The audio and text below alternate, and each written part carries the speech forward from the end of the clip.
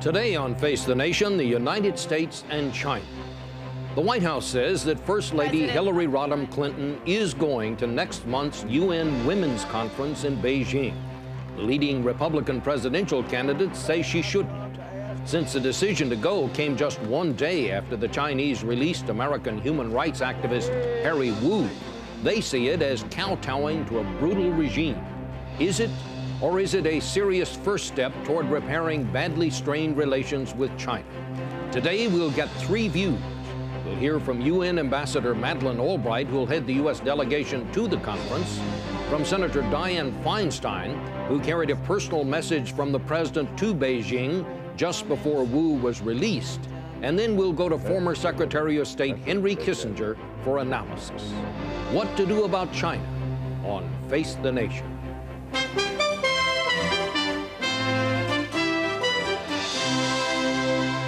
Face the Nation with Chief Washington Correspondent Bob Schieffer. And now from CBS News in Washington, Bob Schieffer. And welcome again to the broadcast. We start today in our Washington studio with the U.S. Ambassador to the United Nations, Madeline Albright. Joining in the questioning this morning, Elaine Scialino of the New York Times. Madam Ambassador, thank you very much for joining us. The news from Beijing this morning, and there is some news. Undersecretary of State Peter Tarnoff, who has been meeting with the Chinese leadership, says that President Clinton now hopes to meet with the Chinese president in October. What can you tell us about that? Well, I spoke to Peter Tarnoff just before I came on the program. He is saying that this was a very positive visit, that they had good discussions about a whole series of issues that concern us between the Chinese and ourselves, and he did say that preparations were on track for some high-level meetings this fall. Secretary Christopher is going to be at the UN General Assembly in September, and he may meet at that stage, and then the possibility of a meeting between the two presidents in October. So he assesses his trip as a very useful one. Not everything has been ironed out, but some of the momentum in terms of our relationship with the Chinese has been regained. So you think the relationship is back on track, as it were? Well, I think it is back on track. That doesn't mean that everything has been resolved. We continue to have serious questions about their nuclear testing, about some of their policies vis-a-vis transfer of missile technology, some of their threatening behavior towards Taiwan. But I think that at least this is a very important step in discussions and in getting the relationship back on track. Can you say yet what kind of a meeting this is going to be? I mean, is the administration envisioning a meeting at the UN, for example, or would this be a full-fledged state visit to Washington? I think those are exactly the kinds of things that are going to be discussed, and there will be some preparatory meetings before that. There is no point in having huge meetings which are not properly prepared. But I think from having talked to Mr. Tarnoff just a while ago, his sense is that those preparations will begin, and those kinds of decisions are in the process of being made. So there could be a state visit, full-fledged state visit. They haven't decided on it yet, but that is one of the options, if I understand what you're saying. I'm not sure about that, frankly. I think basically there would be a meeting of some kind, and whether it would take place in New York or in Washington, that part has not been determined. Elaine? But the Chinese have asked repeatedly for such a summit meeting in Washington. This would be a big boon for the Chinese president if he could get such an invitation. Do you think at this stage that Jiang Zemin deserves an invitation to Washington? Elaine, I think the important point here is to think about the importance of having a functional relationship with the Chinese. We know that having a relations with country of that size, with that many people, where we have so many subjects to discuss, is key. I am not prepared at this moment to discuss where or the modalities of the meeting. Peter Tarnoff has just said to me that it was a positive sessions that they've had in Peking, Beijing, that is the important part, and we will see where the preparations lead.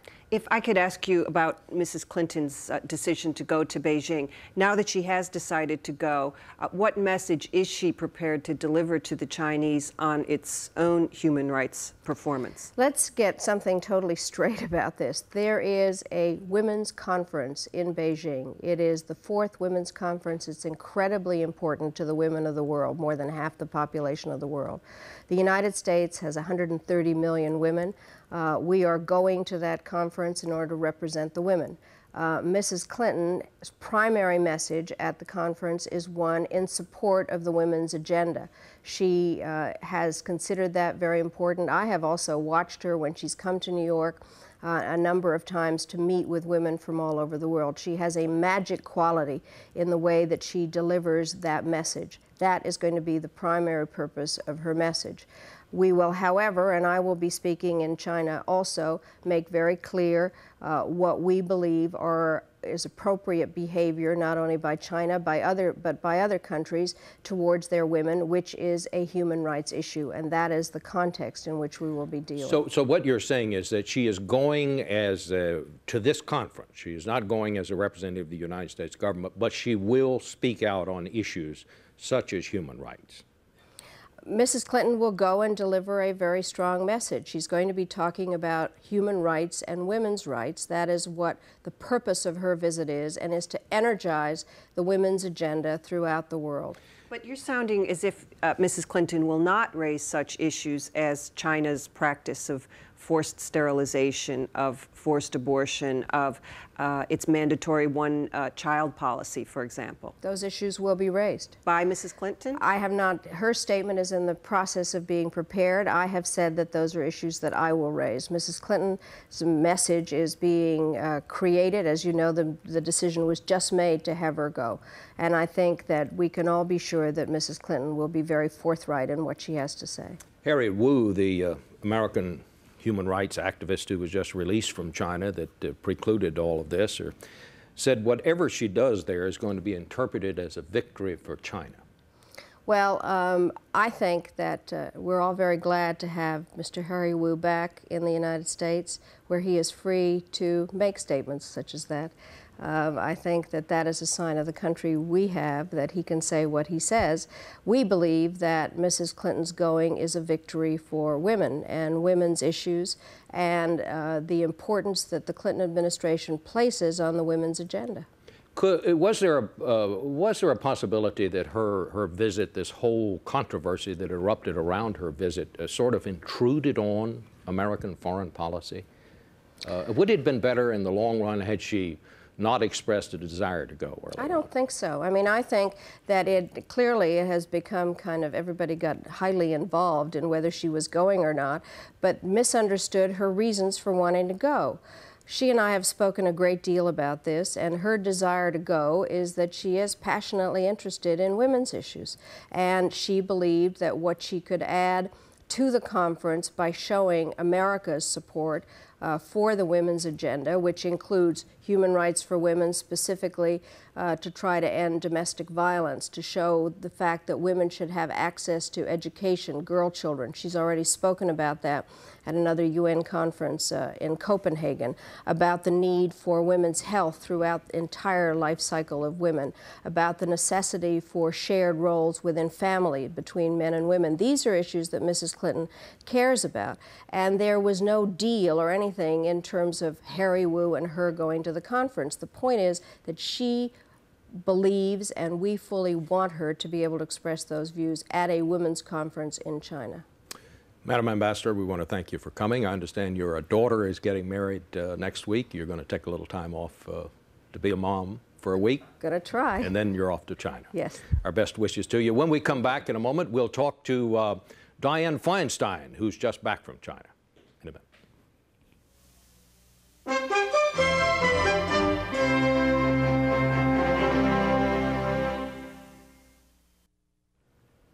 And we're back now with the Democratic Senator from California, Dianne Feinstein, who is just back from China. She held 20 hours of talks with top Chinese officials last week. She joins us from our bureau in San Francisco. And Senator Feinstein, it's my understanding that you took a personal message from the president to the president of China regarding Harry Wu, because you were there while he was still being held.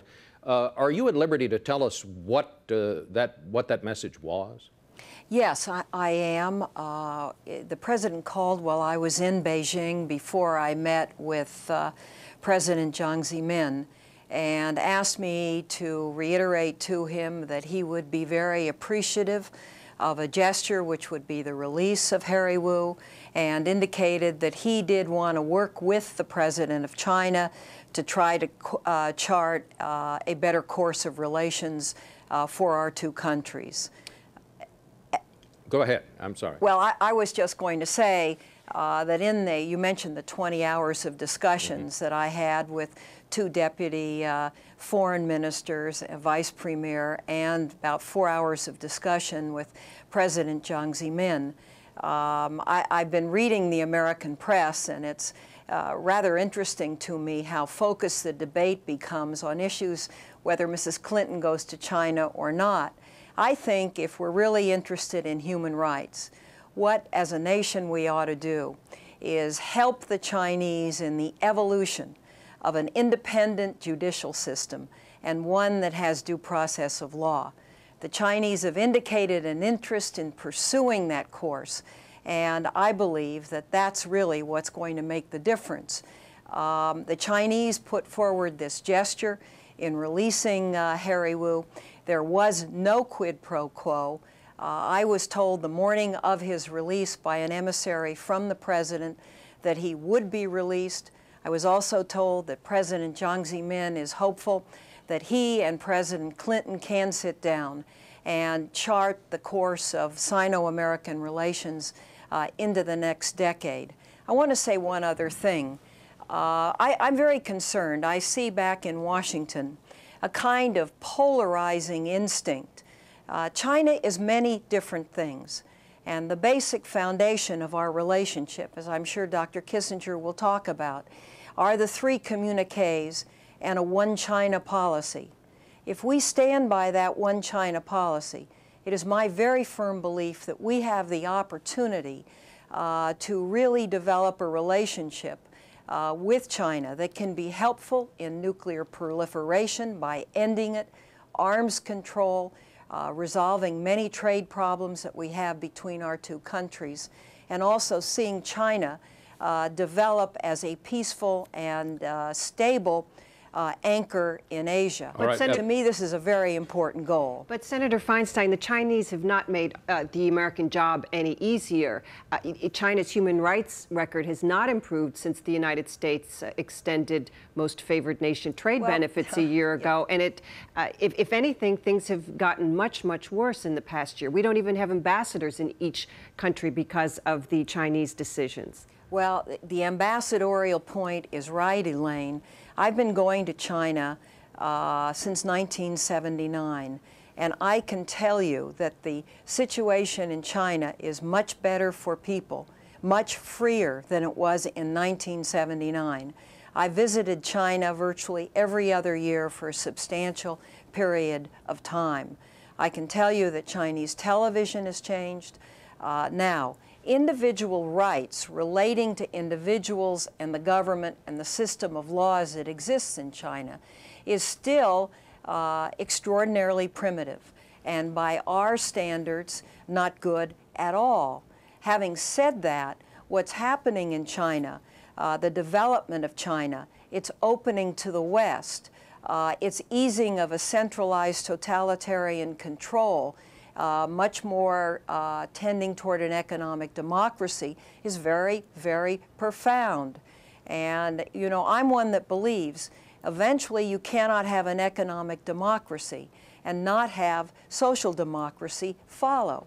The key to the United States is how we develop these trends, and that we do not push China into an adversarial Soviet Union kind of situation. So I think this is a very pivotal time in that regard. All right. Well, thank you very much, Senator. And I know that you're coming to Washington next week, I believe it is, to brief the President on your trip. Thank you again. For some perspective, we're going to turn now to former Secretary of State Henry Kissinger, who is joining us this morning from Martha's Vineyard. Well, first, Mr. Kissinger, let me ask you about the news out of Beijing this morning that the United States Undersecretary of State Peter Tarnoff says that President Clinton now wants to meet with the Chinese president. Is that good news, bad news? How do you evaluate that? I welcome that news. I believe that Sino-American relations are in need of a high-level review so that both sides can decide in which direction to go, where they can cooperate, and where they may have to disagree. And I believe that a meeting between President Clinton and the Chinese president will be a very important step in that direction. What kind of meeting should it be, Dr. Kissinger? I would guess the Chinese would like to have a full-scale state visit at the White House so they can say that this administration did more for them than the visiting president from Taiwan. Should it go that far, or should it just be a meeting? Well, I don't think the purpose of the meeting is to make a distinction. I think depending on what the preparations will show, a working visit perhaps to the White House with some social event thrown in would probably be an appropriate measure, provided that the preparations show that there is some progress on issues that concern us. Dr. Kissinger, you have said that relations with China are on a collision course. You have told this to the president in a private meeting. You've today said there should be a high-level review. If you were still sitting in the White House today, what would you be doing differently from this president and his team? Well, first of all, I believe that the steps that have been taken by the administration in the last few weeks, I support. The problem has been that in the earlier period, there has been a tendency to set up a checklist of American preferences and to treat the Chinese as if they were passing some sort of examination in how they were performing on our set of priorities on their domestic, mostly on issues that they consider within their domestic jurisdiction. What really is of concern, should be of concern to both of our countries is this. Japan is undergoing a transformation. Korea has major changes. India is emerging. Southeast Asia is growing. Russia is developing new positions in Asia. How do the United States and China view their positions in relation to all these tendencies? And my view is that for both of us, it is better if we are perceived to be in close consultation than if every other country can count on our adversarial relationship. So we, for once, ought to talk about strategic and geopolitical issues, and not simply on the agenda that has been the case up to now. Dr. Kissinger, is China a nuclear threat, and should we begin to think of China as having the potential to be the Soviet Union of the 90s? I know, when was it, a couple of weeks ago, they fired these short-range missiles, which clearly demonstrated, and clearly their intent was to show that they have missiles that can reach Tokyo or could reach Taiwan. Do they at this point pose a nuclear threat to the United States, or will they in the future? At this moment, they do not pose a nuclear threat to the United States, and for the next 25 years, I don't foresee that they will develop even a fraction of the nuclear capability that, for example, Russia has, and we don't consider Russia a nuclear threat anymore. So the key is whether we can develop a political relationship with China that emphasizes the common interests we have. And I am very worried that as the senators, that we are talking ourselves into a state of mind in which we are trying to repeat in Asia some of the experiences of Europe. But in Asia, there would be no takers. There's no NATO possible in Asia against China, and there's no need for it. Dr. Kissinger, for the next 10 years at least, I do not foresee that there's any military confrontation necessary or conceivable. Dr. Kissinger, have you tried to rein in your fellow Republicans in this regard? Because the Republican-dominated Congress feels much, much differently about China. In fact, if anything, the Congress is moving towards a two-China policy, and your protege, Newt Gingrich, on this very show suggested that Taiwan be independent. Newt Gingrich is not my protege. He's a friend whom I respect. And I pointed out to him that I disagreed with him, and I think he has modified his position since then. I believe relations with China are so important, they cannot be made a partisan issue, and they should not be made a partisan issue. Both parties have supported good relations with China since the 70s, and insofar as I have any influence, my views are known, and I do not believe that it is right to make China a partisan issue. Okay, Dr. Kissinger, so you've said the administration has made mistakes, the Congress has made mistakes. What about the Chinese themselves? They're not riding on the white horse off into the sunset these days. We don't even have ambassadors in each capital because of the Chinese. Well, I believe that the issue of the ambassadors is going to be settled very quickly now that the principle of a meeting between the two presidents has been established, because it wouldn't be natural not to have ambassadors. I'm not saying the Chinese are right in all respects. I myself intervened with the Chinese on the Harry Wu case on a number of occasions and at very high levels. There are many aspects of Chinese domestic practices that I don't approve of, and we have, and the United States has certain convictions which it will express. We have, however, to bring this into relationship to the overriding issue of peace in Asia, stability in the world, in which I believe we can cooperate with China on many and most of the key issues. And this is what ought to be fostered. We should not abandon the principles on which our society is founded. Dr. Kissinger, I'm afraid we're going to have to leave it there. Thank you very much for joining us this morning with that analysis. We'll be back in just a minute with a final word.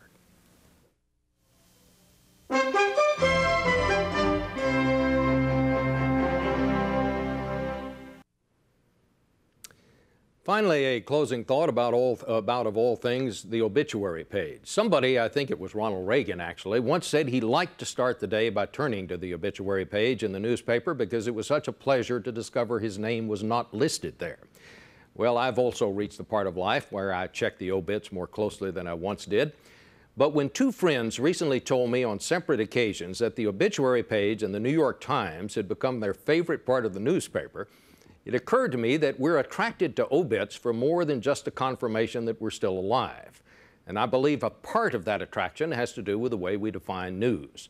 Walter Cronkite once observed that by nature, most news is bad, or at least depressing. It's news in the neighborhood when someone's cat runs off, he said. All the cats and dogs that stayed home are not news. That's why so much of a newspaper or a television newscast is filled with accounts of things that have gone wrong. Policies that collapsed, plans that backfired, planes that crashed, hypocrisy that has been laid bare, and people whose bad side got the best of them. It is not until we get to the obituary page, especially the Times obituary page, which is so well written and researched, that we find stories about those who actually accomplished something, people who invented things or found cures for diseases or wrote books that mattered, or simply good bosses or conscientious workers or loving mothers and fathers. The obituaries remind us that there's a lot more going on in the world than just the news. So if you're feeling low, here's a summer reading tip. Check the obit page and have a nice day. That's our broadcast. John Roberts will have the rest of the day's news tonight on the CBS Evening News. Thanks for watching. We'll see you next week on Face the Nation.